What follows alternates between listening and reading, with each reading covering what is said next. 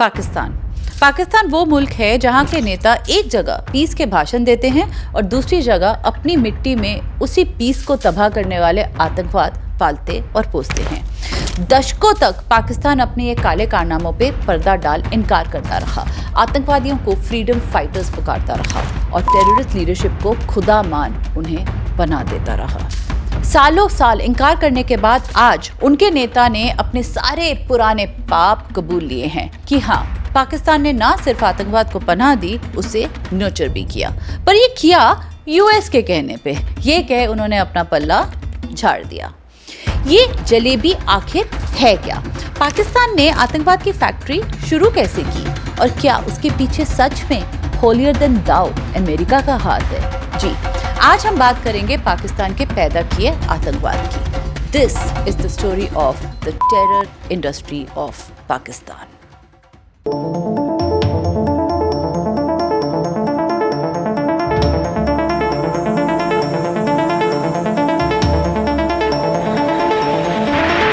जय हिंद दोस्तों, मैं हूं प्रेरणा। आज की जर्नी हर हिंदुस्तानी के लिए जाननी जरूरी है क्योंकि ये कहानी हम हिंदुस्तानियों के खून से लिखी गई है। पाकिस्तान के इस उग्रवाद का अगर सबसे बड़ा कोई विक्टिम है तो वो है हमारा देश। एक नहीं, दो नहीं, कई बार एक के बाद एक वो हम पे जुल्म करता रहा और हम सहते रहे। अब बस।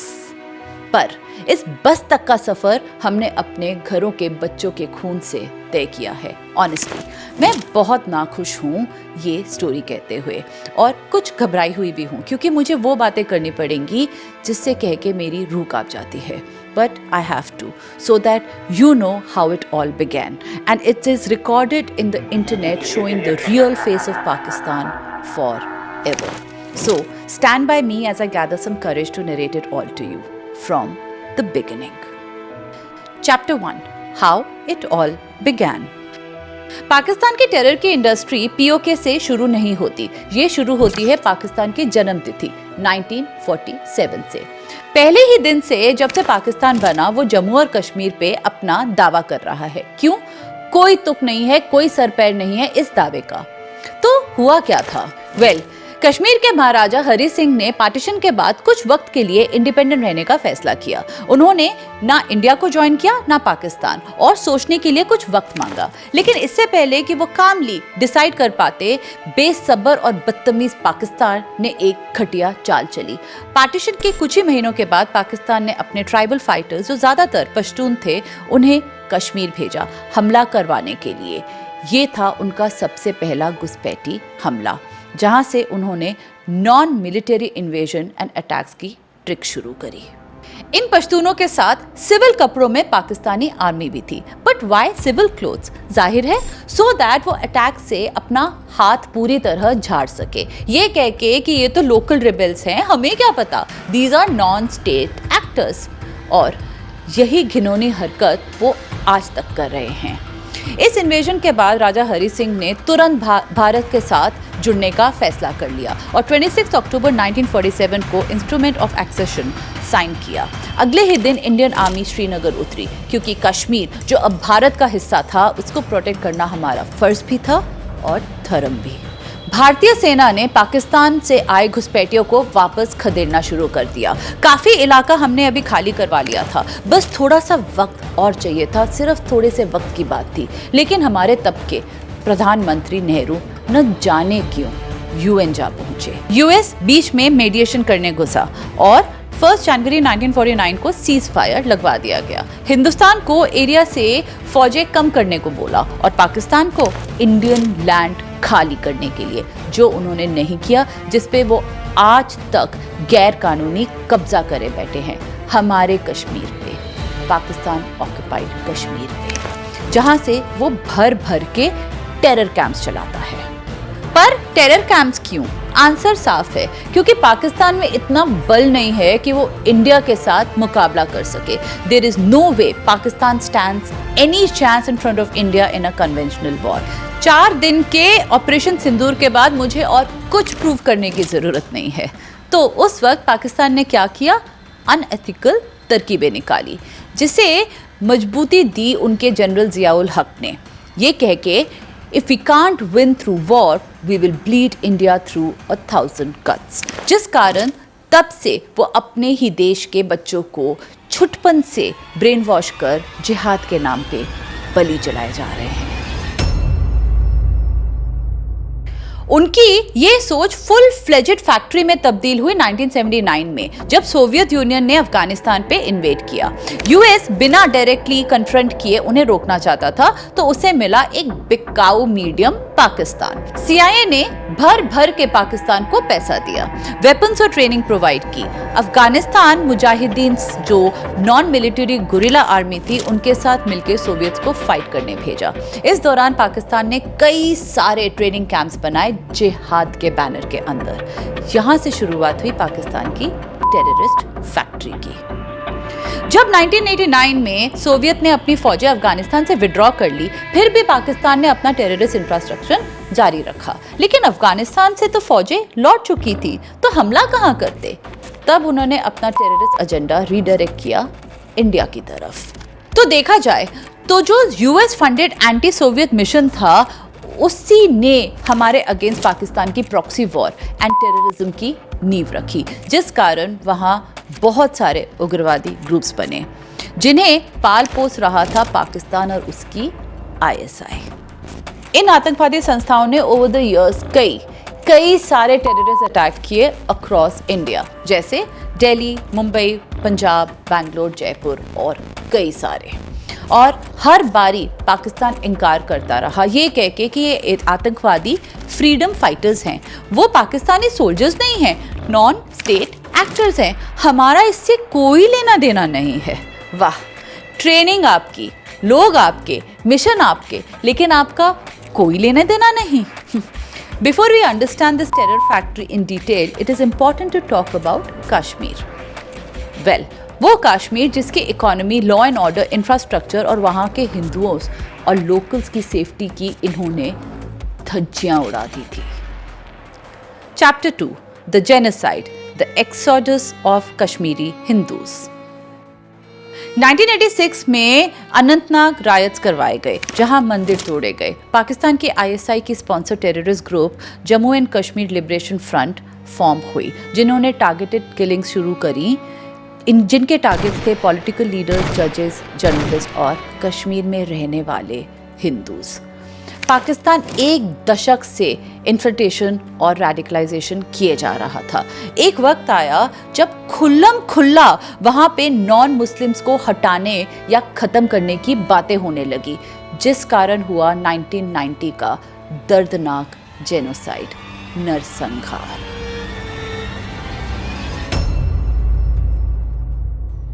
जनवरी 1990 में आतंकवादियों की थ्रेट्स ओपनली अखबार, लीवलेट्स और मस्जिदों के लाउडस्पीकर से आने लगी। रालीव, गालीव या चालीव, यानी कन्वर्ट हो जाओ, मर जाओ या भाग जाओ। ये काम पाकिस्तान करवा रहा था। उनकी लगाई हुई आग, उनके भड़काए हुए और बनाए हुए टेररिस्ट द्वारा 700 से ज्यादा कश्मीरी हिंदूज मार डाले गए। Some shot point blank, others tortured, hanged and or burned alive। अनगिनत महिलाओं का रेप हुआ। कई परिवारों का नामो निशान एक ही रात में मिटा दिया गया। हिंदुओं के नामों की लिस्ट तैयार थी उन्हें ढूंढकर खत्म करने के लिए, लेकिन उनका क्या जो जिंदा रहे। 3.5 से 4 लाख हिंदुओं को अपना घर यूं ही छोड़ देना पड़ा।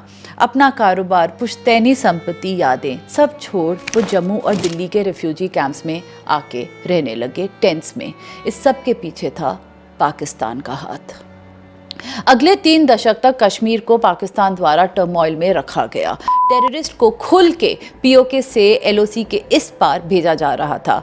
आईएसआई इन्हें पैसा और आर्म्स देता और ये आतंकी नए लोग भर्ती करते।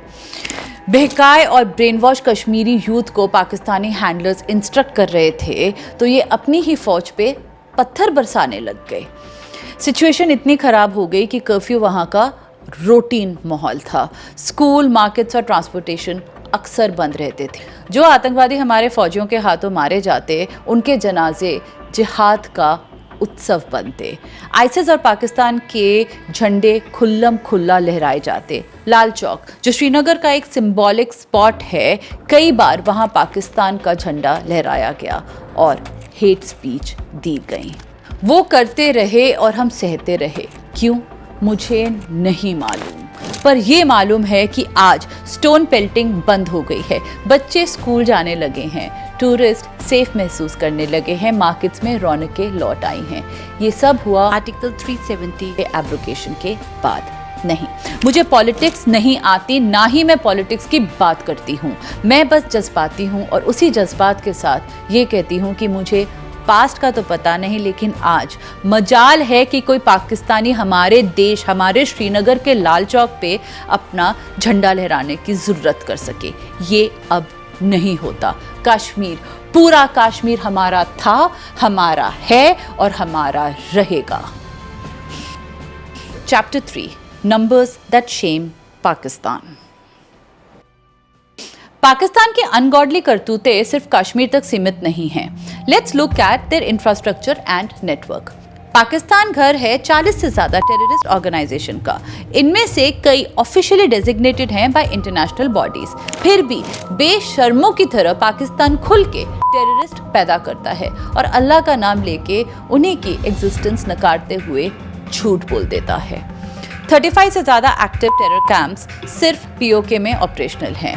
2 की ऑर्गेनाइजेशन और उसके 2 लीडर्स जो इंटरनेशनली डेजिग्नेटेड टेररिस्ट हैं। लश्कर-ए-तैयबा का फाउंडर हाफिज सईद लाहौर में, जो जिम्मेवार है 2001 Indian Parliament attack, 2008 Mumbai 26/11 attacks, and many across India like Delhi Sarojini Nagar, Varanasi Sankat Mochan Mandir, Hyderabad Gokul Chaat और Lumbini Park, Bangalore serial blast, Pune German bakery blast, Jammu and Kashmir के countless attacks on army camps, CRPF and civilians। दूसरा, जैश-ए मोहब्बत, जिसका leader Masood Azhar वो मसूद है जिसे हमने 1999 Kandahar hijack के बाद रिलीज किया था। ये रिस्पॉन्सिबल है for the following: 2001 parliament attack with LET, 2016 Pathankot attack, 2019 Pulwama suiciding bombing and many more. ये दोनों आज भी पाकिस्तान में हैं।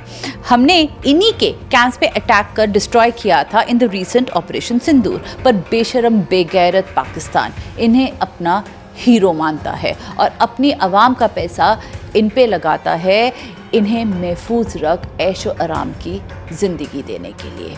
एंड फाइनली, आप ये कभी ना भूलना कि the most wanted terrorist Osama bin Laden मिला था पाकिस्तान में ही, एक मिलिट्री एस्टैब्लिशमेंट के पास, under ISI's nose, obviously under its protection. दुनिया में कोई और कंट्री नहीं है जिसने टेररिज्म को इस कदर इंस्टीट्यूशनलाइज किया है।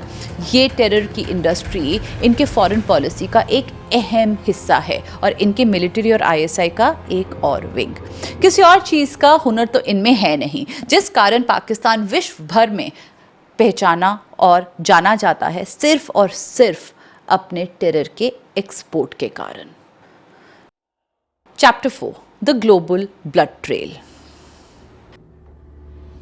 मुद्दतों से पाकिस्तान ने अपने फैलाए टेररिज्म को एक रीजनल कॉन्फ्लिक्ट का नाम देने की कोशिश की है, कश्मीर कॉन्फ्लिक्ट, एक बॉर्डर का मसला। पर ये झूठ दुनिया चाहे पहले मानती हो, पर जब उनके सामने अपने घर पे उन्होंने देखा ना, तो ना मानने का कुछ रह नहीं गया। इस चैप्टर में हम बात करेंगे पाकिस्तान के फैलाए बियॉन्ड इंडिया के टेररिज्म की into the world. I will be touching only a few aspects here, trust me, there is much more. शुरुआत करती हूँ 9/11 अटैक्स ऑफ यूनाइटेड स्टेट्स से। दुनिया में कोई ऐसा नहीं होगा जिसने US के ट्विन टावर्स एरोप्लेन अपने सीने से लगाए नहीं देखे होंगे। इस अटैक का ऑपरेशनल मास्टरमाइंड खालिद शेख मोहम्मद की रेडिकलाइजेशन पाकिस्तान में ही हुई थी। ये अलकायदा का मेंबर जब फाइनली पकड़ा गया, जानते हैं किस शहर में मिला था? पाकिस्तान के रावलपिंडी में। Daniel Perl beheading. 2002 में वॉल स्ट्रीट जर्नल का जर्नलिस्ट डैनियल पर्ल किडनैप हुए और कराची में बीहेड करा दिए गए। उनका कातिल अहमद उमर सईद शेख, वही जिसे 1999 हाईजैक के दौरान इंडिया ने रिलीज करवाया था। रिलीज के बाद रिफॉर्म तो क्या होना था, पाकिस्तान वो और डेंजरस हुआ और ब्रूटल अटैक्स और मर्डर्स ऑर्केस्ट्रेट करने लगा। 7/7 लंदन बॉम्बिंग्स। अटैकर्स चाहे ब्रिटिश सिटीजन्स थे, लेकिन उनकी ट्रेनिंग, ब्रेन वॉशिंग और रेडिकलाइजेशन वहीं पाकिस्तान की टेरर फैक्ट्री में पंजाब और पीओके में हुई थी। मैड्रिड ट्रेन बॉम्बिंग, यहाँ अटैकर्स नॉर्थ अफ्रीकन थे, लेकिन उनके कनेक्शंस वहीं। इस सब की जड़ पाकिस्तान में, खासकर लश्कर-ए-तैयबा के साथ थे। Times Square bomb attempt, Faisal Shahzad एक पाकिस्तानी अमेरिकन जिसने यूएस के टाइम स्क्वायर में कार में बॉम्ब रखा था, वो तारिक-ए-तालिबान पाकिस्तान टीटीपी का ट्रेन था, जिसके डायरेक्ट टाइज आईएसआई से थे। ओसामा बिन लादेन, वो एबटाबाद में छुपा था। कितनी शर्म और जिल्लत की बात है पाकिस्तान के लिए कि दुनिया का most wanted terrorist Osama bin Laden, जिसे ढूंढने के लिए पाकिस्तान यूएस से पैसा ले रहा था, वो किसी गुफा में नहीं मिला, ना ही किसी पहाड़ या रेगिस्तान में। वो मिला पाकिस्तान के एक शहर में, जहाँ पे पाकिस्तान ने उसे अपने आंचल में छुपा के रखा हुआ था। और वो एरिया क्या था? पाकिस्तान की एलीट मिलिट्री एस्टैब्लिशमेंट से कुछ 100 मीटर दूर। अब आप ही सोचिए कि उसकी हिफाजत पाकिस्तान में कौन कर रहा था। तो गलत होगा ये बोलना कि पाकिस्तान का टेररिज्म सिर्फ हिंदुस्तान की प्रॉब्लम है। बहुत नादान हैं आप अगर आप ये सोच रहे हैं कि पाकिस्तान को इसके बारे में कुछ मालूम ही नहीं था कि इस सब में पाकिस्तान का कोई हाथ नहीं था। कोई नहीं, उनका पूरा हाथ है इन सब चीज़ों में। इन्हीं हाथों से तो वो पल रहे हैं और यही हाथ उन्हें सेफ्टी प्रोवाइड कर रहे हैं। फिर ये सब करने के बाद पाकिस्तान बस कह देता है कि हम तो बेचारे हैं, इन सब की लोकेशन से बेखबर, कुछ नहीं जानते हम इनके बारे में। या ट्रू, आप इनोसेंट है और दुनिया बेवकूफ। Chapter 5, Pakistan's two faces, peace talks versus proxy war. There are two Pakistans, एक जो सूट पहनता है, यूएन के समिट्स अटेंड करता है, पीस जैसी बातें करता है, और दूसरा जो माओ के नन्हे बच्चों को घर से ले जाके ब्रेन वॉश करता है और उनके हाथों में बंदूक थमाता है, इंसान की बजाय आतंकवादी बनाता है और भेजता है सरहद के पार मौत का आतंक फैलाने के लिए। पिछले कई दशकों से पाकिस्तान ये डुअल फेस पहनने में अव्वल हो गया है। एक हाथ में पीस का सफेद झंडा लिए और दूसरे में AK-47 या बॉम्ब का गोला। क्यों? Because it's easy and cheap. जी, पाकिस्तान के लिए प्रॉक्सी वॉर एक सस्ती डील है, क्योंकि हिंदुस्तान के साथ एक फुल फ्लेजेड वॉर लड़ने की ना उनमें हिम्मत है, ना उनके पास फंड्स। एक बहुत ही basic back of the envelope math करके देख लेते हैं। पाकिस्तान को फुल फ्लेजेड वॉर लड़ने के लिए चाहिए कुछ 10 से 15 बिलियन डॉलर पर मंथ, और वो जंग वो 100% हारने वाले हैं, क्योंकि इंडिया की मिलिट्री पावर उसके कई गुना सुपीरियर है। Yes, I don't care what they claim about 1971 war और the recent operation Sindoor. I actually feel sorry for the washed out brains they are creating in their country by feeding misinformation and the substandard education to the kids. Anyhow, coming back, so conventional war लड़ने के लिए estimate है 10 to 15 billion dollars per month. और terrorist camp का कितना खर्चा होता है? रहन सहन, खाना पीना, training, weapons, transportation, electronics, logistics, सब मिला के कुछ 25 से 35 लाख पर कैंप। वहाँ पे हैं कुछ 35 से ज़्यादा कैंप, 35 लेके चलते हैं, तो उन्हें चाहिए अबाउट 8 to 12 करोड़ पर मंथ, विच रफली comes to about 1.5 million dollars. So 1.5 million dollars versus 15 billion dollars per month for a full fledged war, यानी 10,000 गुना खर्चा। And with proxy war there is no damage to their own country. अपने economy में कोई असर नहीं, अपने बंदे महफूज, आर्मी को खरोंच भी नहीं। इसके साथ वो चला सकते हैं अपना decades old doctrine, bleed India with 1,000 cuts। इसलिए वो चलाते हैं अपना state run and owned terrorism. बहुत वक्त से इंडिया ने सहा, समझाया, बात की, सहन शक्ति दिखाई और फिर किया सर्जिकल स्ट्राइक, पर वो समझे नहीं, तो हमने किया बालाकोट एयर स्ट्राइक। कुछ टाइम समझे, लेकिन फिर वो वहीं के वहीं, तो हमने किया ऑपरेशन सिंदूर। और अब वो थोड़ा सा समझे होंगे कि you can't keep cutting us, leave alone cutting, in fact you dare not make even a single cut ever again, क्योंकि अब हिंदुस्तान बदल चुका है। वो हमारी संस्कृति को हमारी बेबसी समझे बैठे हैं, हमारी परवरिश को हमारी कमजोरी, हमारे संस्कार को मजबूरी। ये गलती है उनकी, क्योंकि भेजा तो भगवान राम ने भी था अंगद को शांति प्रस्ताव के साथ, और श्री कृष्ण वो तो खुद ही बन के गए थे शांति दूत, शांति संदेश ले अपने हाथ। ना वो बेबस थे, ना कमजोर, ना ही मजबूर, वो तो संस्कार थे अपनी संस्कृति पर। पहलगाम वो लक्ष्मण रेखा है जो पाकिस्तान ने लांघ ली, लेकिन ऑपरेशन सिंदूर के साथ हमने भी दीवार फांद ली। हमने उन्हें बताया भी और दिखाया भी कि अब हम वार भी करेंगे और प्रहार भी, चाहे प्रॉक्सी हो या मिलिट्री। हमारे पास ब्रह्मास्त्र भी हैं और पशुपतास्त्र भी। आई नो थोड़ा सा पर्सनल हो गया है, बट दिस इज पर्सनल। अपना देश, अपने देशवासियों का खून, हमारे फौजियों का संघर्ष, it is personal and I know it is personal for you to.